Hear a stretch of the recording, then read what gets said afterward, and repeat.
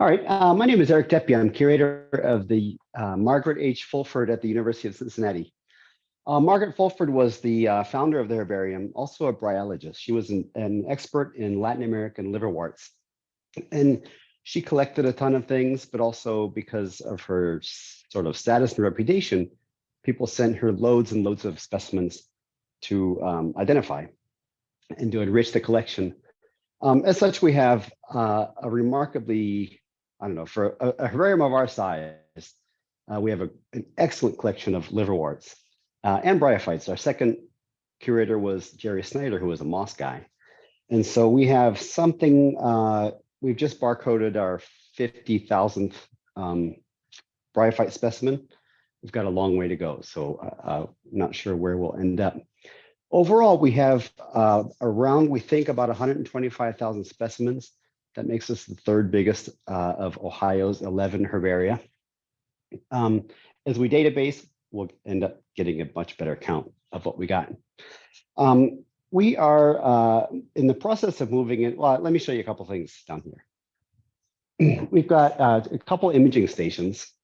So right now, obviously, we're imaging specimens of bryophytes. This is our global imaging station. And if any of you are in the bryophyte room, this template right here probably looks familiar. We arrange our specimens in this template. We've got our ruler, our color checker here, and this nice system takes our images. If you're in the bryophyte room, you might see Ella and Michael. They're both on this project, and a lot of the specimens you see were probably imaged from them. And then over here, we're also databasing our vascular plants. And we've got this very nice light box that gives us nice illumination of our specimens, no shadows, anything like that. So we've got these two stations, got maybe 10 student workers at the moment who are processing our specimens. We're in the process of moving into a new facility. The building where the herbarium used to be is scheduled to come down in the next few years. It also is a leaky building. We've had multiple floods in the herbarium. All of our cabinets are rusted.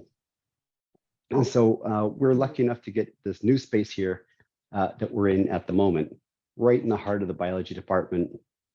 It's going to be great. So we've got this nice workspace here. This is our kind of front room, our working room. Our two imaging stations are here. We've got this long workspace in the middle. And here we've got Sophia mounting specimens. We've got AJ over there working on bryophytes. You might see him in the bryophyte room too. And then this is kind of our working space. We've got a couple cabinets here for holding specimens that are in line for imaging.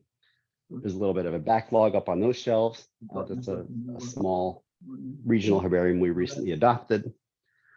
And then all of our sort of imaging staging for the bryophyte project.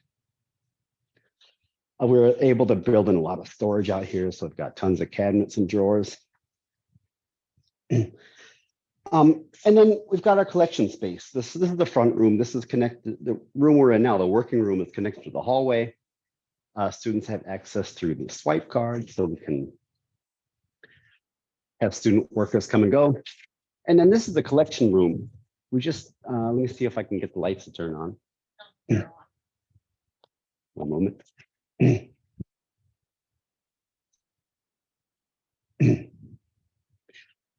is the collection space. And if you may have noticed that we came through a door. There's a door here. We've got this beautiful glass wall that separates the collection space from the working space.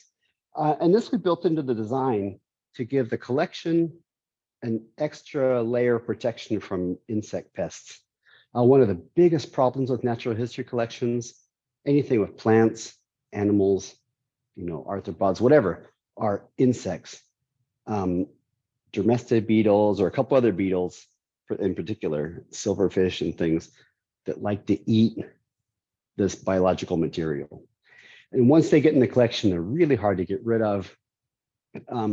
And so if you can get them, if you can prevent them from entering in the first place, that's sort of your best line of defense.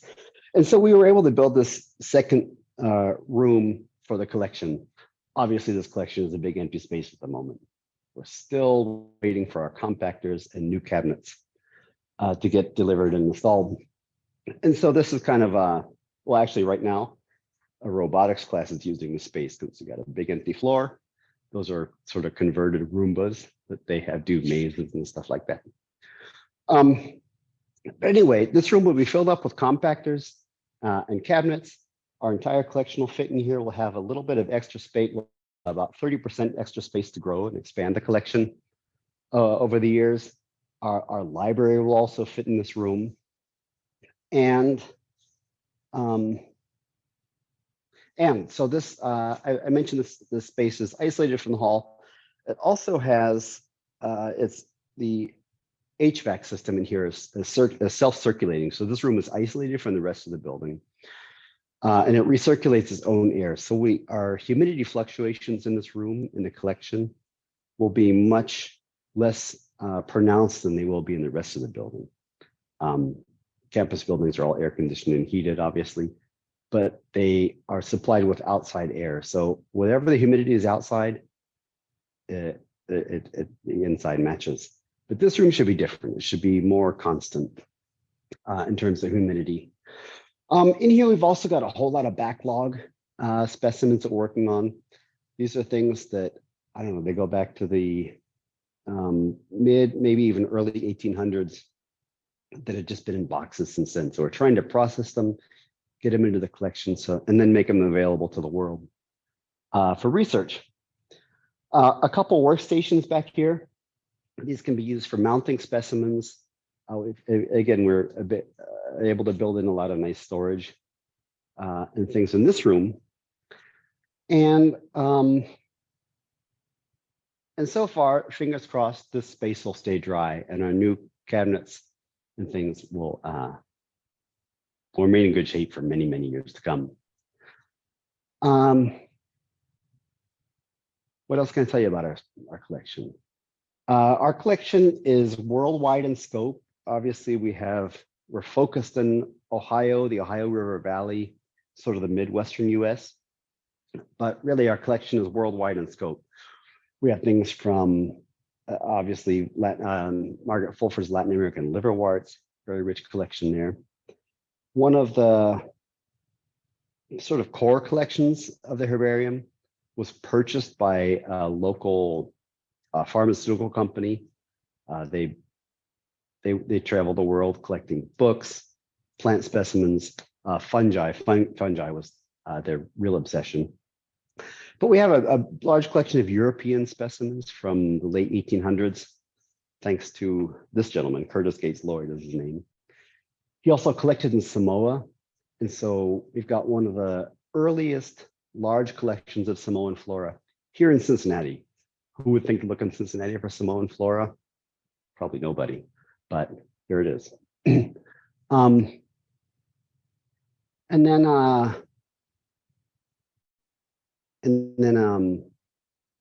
then I guess my own work. I collect a lot in South America, black peppers, wild potatoes, things like that. And so I don't know, we're thrilled to be part of this global project. And thank you all for help us work on our specimens, make them available to the world. If anybody's got questions, I'm happy to answer. I want to work this. What's that? I don't know how to work this. Oh, I don't need it. Okay.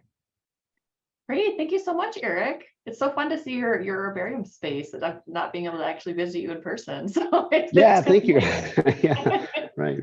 It's exciting too. It'll be nice to have a more purpose-built space. I think a lot of natural history collections are subject to kind of unideal places and conditions. I know we're pretty lucky here at Tennessee, but our fish collection has, I think, plastic over everything because they just have chronic leaks, and yeah, it can be really dangerous for specimens to have those. Yeah, that's how ours was for a long time. And in fact, you could say what we had before was not a purpose-built space. And the herbarium was spread across 2 different rooms. Now it's across 4 different rooms in the other building. So we'll be thrilled to be kind of in one nice, highly useful space. That's great. Are you pretty close to the other, like the science department and the people who will be using the specimens? Oh yeah, we're right in the middle of the biology department now. My office is right upstairs. The departmental office is like 3 doors down. Super convenient. we're- Well, great. So Eric, Are there how many cases are you gonna fit in that space? Because it looks small, but I guess with the compactors, it's gonna fill pretty much. Yeah, I guess we'll have 6 carriages with 10 cabinets each. Some of those will be bookshelves, so we'll have like, I think 58, Mhm. 58 double wide cabinets. So which will be kind of like a 35% expansion over the space we currently have, the storage space we currently have. Mhm. But this is, I mean, this space is like 50, I think 50 feet by 60. So maybe it's bigger than it looks on screen. When did Thank you you. say you're expecting the compactors to come in? Good question. Like a year and a half ago. Oh, okay. But, I was gonna yeah. say, can you give No, us an but, update of the space at the next WeDigBio? Oh yeah, sure. Gladly.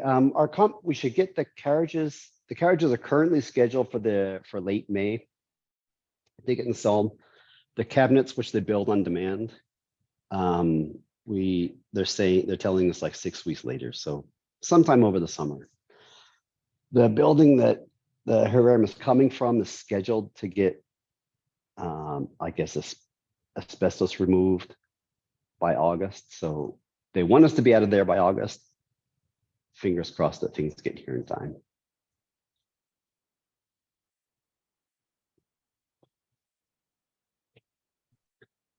Great. Well, any other questions or comments for Eric and the Cincinnati team? I guess thank you, Olivia, if that's you holding the camera. It is, yeah, my camera person here.